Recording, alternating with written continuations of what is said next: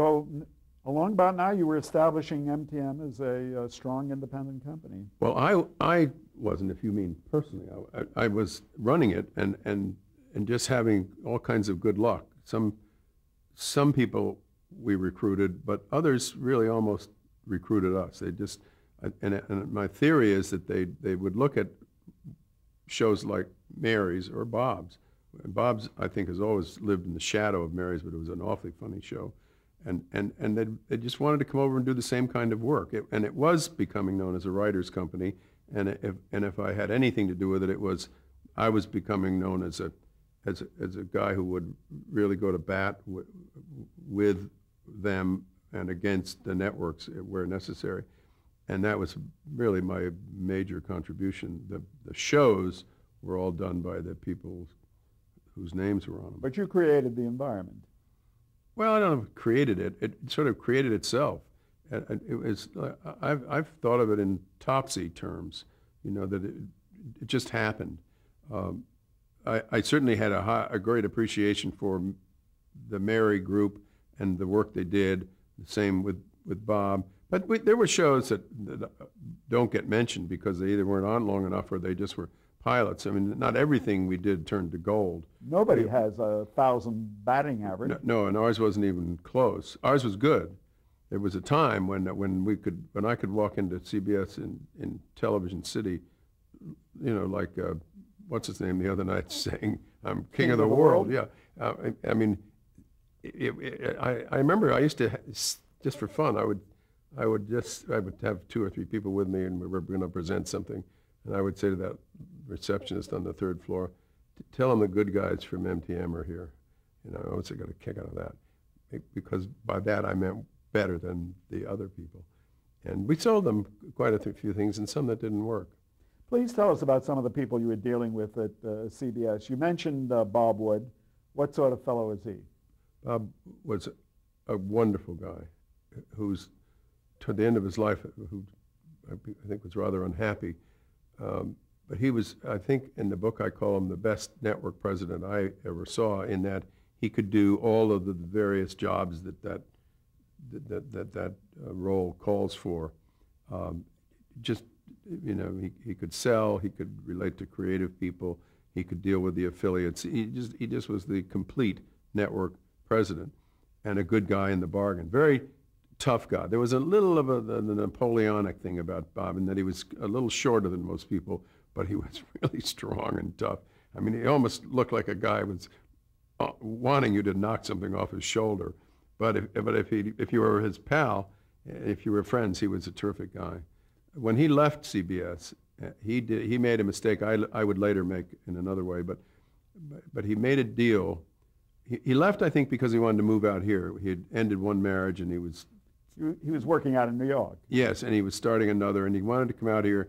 And maybe he had looked at our company or Norman's company or Lorimar, which was in business, and thought, gee, that's a better way to live. In any case, he quit his job and came out here. Or he may have been just batting his head against that glass ceiling that Jack Schneider, his boss, presented, for whatever reason. And he made a deal that was exclusive to CBS, and so that everything he came up with, as a production company, he would have to take to CBS. And inevitably, when you're in that kind of a situation, not inevitably, almost always, they find ways not to like it. So the networks don't, they're just famous for misjudgment anyway, and I'm probably including myself. But Bob would take something over there, and I knew a lot about it because he officed right below me at television, at the Studio Center in the Valley. And so he would go over with great enthusiasm, and then I would see him schlepping across the parking lot with his head down, and they would have said to him, "Bob, that's pretty good, but not quite what we're looking for, or we have something just like that. Why don't you come back next week with something else?" And he just got tired of it. And then he went to Metro Media, and to work for John Kluge. Yeah, and I don't think he was too happy there either. And then toward the end, I think he was burned out. I know this is simplistic, but I interviewed him when he came back to the West Coast, and to me, he was the epitome of a Southern Californian. And he just simply said he didn't want to live in New York anymore, and he wanted to live in. I think he sold himself that. Well, he went to USC, as I remember. Yes. And he was married to a very nice second wife, and I think he was very happy when he first got out here. But then it turned out what he had been doing was the thing he did best. Mike Dan, who was head of programming, feisty kind of guy. Cocky. Yeah. Mike Dan is very bright, very confident. I don't know, do we use four-letter words on this? Sure. In interviews like this? Frequently full of shit. He was one of those guys who, but he didn't know it or he wouldn't admit it. He just, he knew everything, but he didn't know everything. But he was smart, and he is smart. He's still around. In fact, I see he just made a new deal with was it the BBC or? Yes, as a consultant. Yeah, as a consultant, and he's been a consultant over the years for ABC. He's half as good as he thinks he is, and that's pretty good.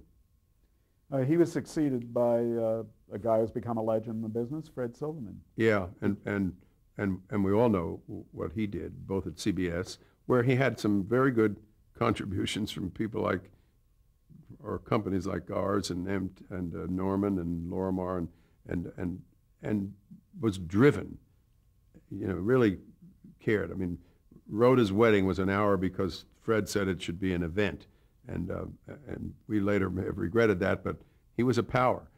He went to ABC and he arrived, and I don't want to minimize his role there, but they were on the rise a little bit, and he just picked them up and took them to the top, and for the first time ever, which was roughly in the mid-'70s, for 3 years in a row, I think, they became the #1 network. And so now he had done that at 2 networks, and he was then offered the job at NBC as president. And that became, this is very direct, but it's not as negative as it sounded. It was the Peter Principle. He was a programmer, not a president. And there were just an awful lot of things, I think, that distracted him, and it put him on a kind of a losing track. And as things got a little bad, he became, as we all can, sort of desperate, and there was a flop sweat aspect of it all. And I don't know if you remember, but when he took the job at NBC, he still had X number of months to go on his contract at ABC, and ABC wouldn't let him out, and so he went and sat at the Kahala Hilton in Hawaii for months, and maybe he lost his edge or something, but he just, what did I say in the book? He just went in a batting slump. That's what it was. I mean, he just had 3 years of nothing he touched turned to anything but something awful, and when I got back there after Fred Silverman, he had discouraged so many people. The morale factor was terrible because as he got more desperate, he would have all these guys in his office all the time. For a man who did everything himself, wanted to do everything himself, he had to be surrounded by this coterie or entourage of people all the time. It just as a, I don't know, sort of a security blanket or whatever. And it was a terrible period in his life, I think. And then he discovered during that period where he was drinking quite a bit and smoking and very overweight. And he discovered he was diabetic. And I think that really turned him around. And now he got his health under control. He was let go at NBC. He came out here, had to live through a couple of years of, negative thinking about him. And then he discovered what I call geriatric theater in television. And he discovered that you could bring back, Perry Mason, and you could bring back Dick Van Dyke and was it Buddy Ebsen or somebody else? But he had about 4 of those shows that the demographics of which weren't too good, but they were very popular, and he reinvented himself. And well executed. Well, absolutely. When you were dealing with him at CBS, did he indeed have a golden gut? Did he have very good gut feelings about things, to your observation? Well, I couldn't say no to that. Golden gut is, that makes him sound as though he could never make a bad suggestion, and sometimes he did. after a while, if you get enough praise for something, you begin to believe it. You know, you begin to think you can do whatever people think you can do. And I think there was a little of that setting in, but in his case, he really deserved it. I mean, that's a tough job, you know, scheduling 7 nights of prime time, to say nothing of the rest of the network. But that's his strength, is scheduling. Well, that's what we always believe. It was, and he carried it to an extreme where he invented stunting and those things where you do things for reasons of schedule and not reasons of program. And I think that maybe that's a mistake. Let me be clear about Fred. I think Fred has been one of the foremost practitioners since he's a little younger than I am, but since I have known about him. We inherited him very quickly after we went on at CBS with Mary. Bob Wood was gone, or Mike Dan really was gone, and Fred was in the job, and we dealt mostly with Fred as a result. And he was a huge factor. I didn't deal with him. Yes, I did once at ABC, where I know he was a huge factor. And he just saved up all his bad time for the 3 years at NBC. It just happened that way. Meanwhile, as MTM was growing, Mary Tyler Moore Show is becoming the most honored show in television history. You were picking up a lot of Emmy Awards. Yeah, at the time, I don't think we thought in terms of number of Emmy Awards. I think the recognition that those suggest, we certainly enjoyed that. You wound up with that show at 29 Emmy Awards? That's what I have read, 29, which is just a little more than, somebody has 28, and it's a show that could go by us because it's still on, I think. And I'm not sure what it is. It's a dramatic show, perhaps. Or maybe, oh, well, no, it was Cheers, I guess. It was Cheers. Yeah, and so Cheers won't go by, I think. So was there any feeling among the principals involved with Mary Tyler Moore Show that you had a classic on your hand? Something was going to live in television annals forever? No, my feeling about the show was always very personal. I saw every show filmed except one when I couldn't get back from New York or wherever I was. And I'd never remember, I could remember thinking this one wasn't quite as good as last week, but I never remember thinking we made a bad show. And I was just hugely proud of Mary and her impeccable contribution and the entire enterprise. I mean, it was just, you couldn't have, it's the way you would feel about a child that, you know, succeeded at something. It wasn't my child, but it's my best television memory. Why did Mary Tyler Moore Show end? The audience didn't say it was sick of No, Mary it was Tyler Moore. it was actually not, unlike All in the Family, which was frequently in #1, we were always high in the ratings, but never a #1 show. And it was critically very well received. But the people who did it, who, as I said earlier, stayed with it to the very end, all sort of agreed at the same time that, you know, we've done it enough. It's a little like Seinfeld, I think. You know, you get to a point where you can go on doing it and you can make a living at it, but it's not going to be what it was, or you don't think it is anyway, and so you call a halt. And I think in Mary's case, some of that may have come from Dick Van Dyke's example and Carl's of taking that show off voluntarily after 5 years in their case. Was syndication important at that point? No, don't make me cry. It was not important at that point. We were really born too early, and so I remember I shouldn't say, I sold it to Herb Schlosser, who was then running NBC, bought 6 runs of it for a figure I would be embarrassed to mention, and they just ran the sprocket holes out of it in late night after that. I mean, and I was gone by that time, but it's always, it bothers me, not economically, but it just bothers me that it's seen too often. You know, it's too good to be seen that often. Didn't you have at MTM a number of shows in prime time on at the same time? Not a lot, never a lot. I think 6 was the most we ever had. Well, for an independent company, that was a Well, lot. that was a lot, but we didn't have 6 for long. It was more like 5, and there was 4. But what was great about it is we didn't have anything on that we didn't want to do. That was the boutique aspect of MTM. There was nothing we had to do because we had thousands of people on the payroll or whatever. We just did the things that appealed to us, some of which didn't appeal to others, so they became failed pilots or whatever. Perhaps one of the shows that had the greatest impact at that point was Lou Grant. Lou Grant, I think, was interesting for 2 reasons.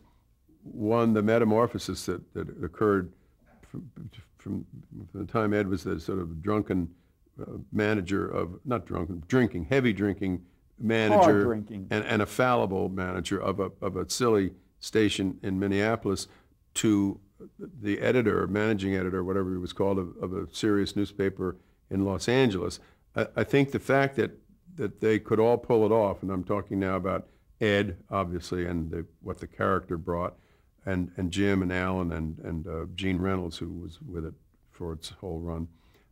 I think that was as neat a trick as has been turned in television, I think, to get away with that. And we almost didn't get away with it. In the middle of the first season, CBS really wanted us to make some changes, the nature of which I forget. But that was another time when I had the fun of, of sort of going to war briefly with them and saying, these are the best guys in television. What do you mean you want to tell them how to make a show? When you say you go to war, do you use the leverage of your successful shows? No, you just use your, I don't know if reputation is the word, your clout, whatever. I remember the meeting. I remember the room. We were sitting in with a bunch of CBS people. Over there, I took Jim and Alan and Gene. Now, you can't find 3 better creative people in television. And they then began to say, couldn't you do this or wouldn't you do that? Because the show was not really finding an audience. And so it went on for a while, and then I just stopped it. And I made one of my little speeches about, if you don't want these guys working for you, then cancel it. Who were you making the speech to? I think Perry was in the room. Perry Lafferty? And Frank, that silly guy who was their head of development, who was always so proud of the way he dressed. Whenever you went in to sell him something, he would say, he would go like this, and he'd say, what do you think of the suit? And Frank, God, I can't think of his name. I haven't seen him in years. Frank, you're saying? Yeah, his name was Frank something. Anyway, there may have, I don't think, Fred wasn't there. In fact, Fred, for all I know, may have been at ABC by that time. But it was the West Coast. Paul, you can get it. Paul he turned writer later. He was a writer, but at the time he was sort of the head of he was the second in command in the programming area. And they, like network people, as network people do, and I'm probably guilty of it, or have been on other occasions, they just were frustrated by the fact that it wasn't working, and they wanted it to work, and so they were well-intentioned, but they didn't have the skills that these people I was with represented, and so it was a very easy, it was a good meeting because it was fun, you don't get to face them down too often. Was that Paul King?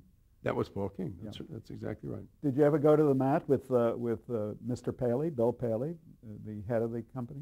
No, I went to dinner with him several times, but he liked to have dinner with Mary. So we did that a few times.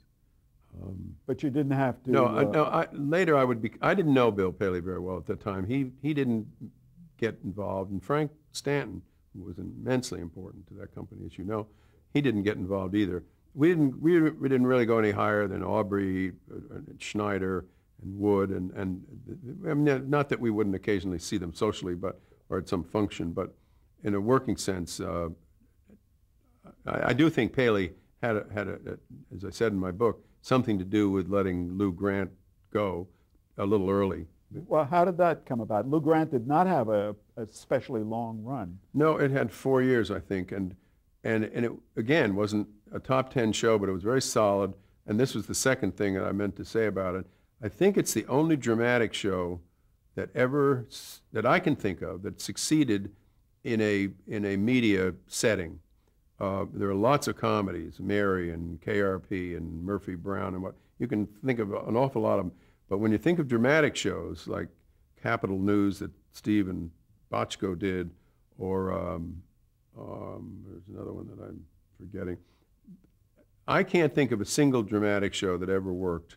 And the reason that they don't work, I think, is because they're not the franchises that the audience will buy in dramatic shows. You know, the action franchises, Law and Order, Police. Because it's not life and death. Lawyer, not life and death, exactly, or hospitals. And in Ed's case, it was particularly an incredible feat because we couldn't get him out of the office. We couldn't credibly get him into the action. He was a desk man. He was a step away. He was secondhand, and yet at that show, almost every week dealt with an issue, and they were topical, important issues. That because Jim and Alan and Gene are very, they're good, interested citizens, and they didn't want to do a show about nothing. And a lot of things worked against it succeeding, but it did. And I think what happened, and I've said this before, so it's it's no revelation, that Bill Paley did participate in the scheduling meetings. Now, I could be wrong. Maybe Frank Stanton did this. I don't know. But somebody with the power to do it, I think, when the time came to renew it for the 5th season, they talked about all the mail they got because Ed Asner, away from the studio, was a very outspoken guy about a number of causes, some local and some domestic, and national and some international. He was an activist.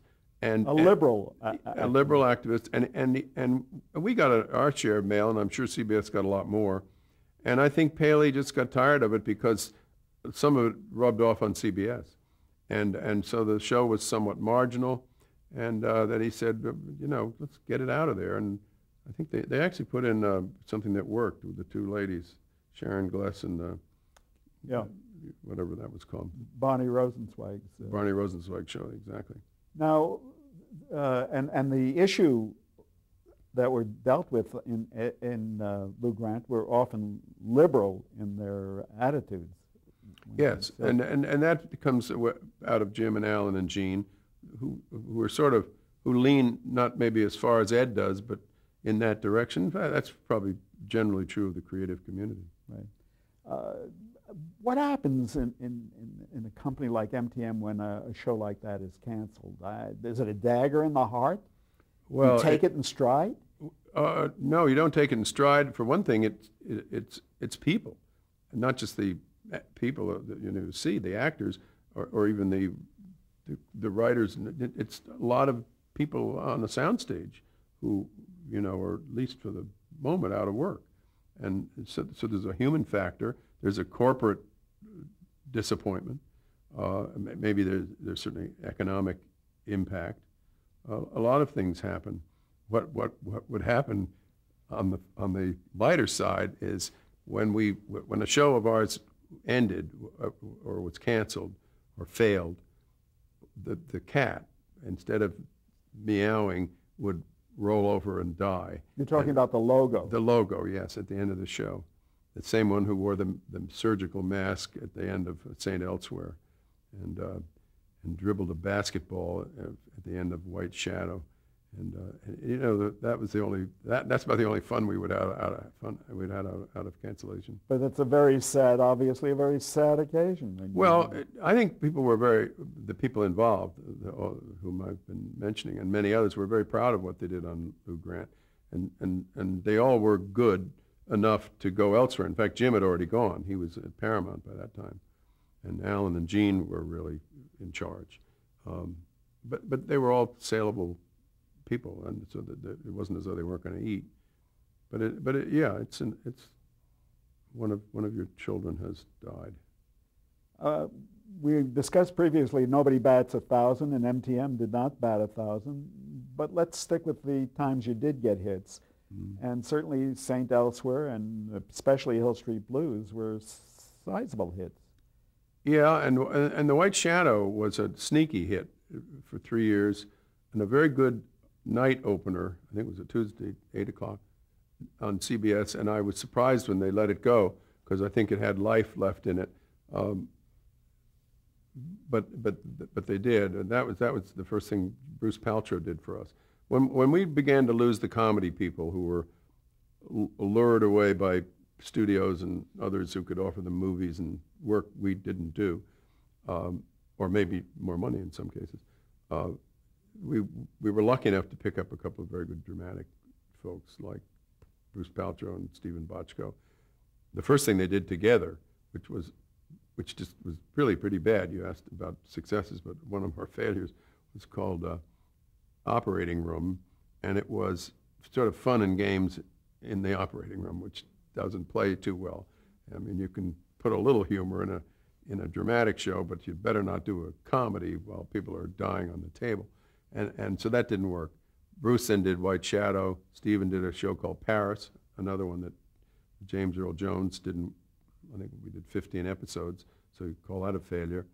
And then they both found their stride, hit their stride, and Stephen did Hill Street, which he created with Michael Kozel, and Bruce did St. Elsewhere. Discuss the differences between those two gentlemen, Bruce and Stephen. Work ethic, I think, that would be the first thing that comes to mind. Stephen has a really organized work ethic, and he knows how to run the team and make everybody go in the same direction, and does it every day. He doesn't write anymore, I don't think, but he participates in the writing, and Bruce is also a very good writer and a good director, but lives a more casual lifestyle. He just isn't as ambitious, or if he is, he hides it very well, and he doesn't work as hard as Stephen does. So I would say that's the main difference, and they're both immensely talented, though. I mean, in many ways they're similar as writers, but Stephen, I don't think Stephen ever directed anything, and Bruce, I think, prefers to direct. I remember interviewing John Mitchell, and he taking particular exception when I called Columbia / Screen Gems a house of comedy. And he began to recite to me some of the fine dramatic things that they had done. How many did he recite? Well, they did have a number of them. Mostly were movies and some miniseries that they had done. Right. But also that was what people used to say about MTM, that it was a house of comedy. Well, it was. And in the beginning, when you think of Mary and Bob and WKRP and Rhoda and Phyllis that you mentioned, and we tried one with Betty White, those are all pretty much in the same number of years. And the dramatic shows followed as a hunk, because there was also Remington Steele, and they just happened that way. I mean, a bunch of comedy people were on the lot for a while, and then a bunch of dramatic people were on the lot. You have to pause there.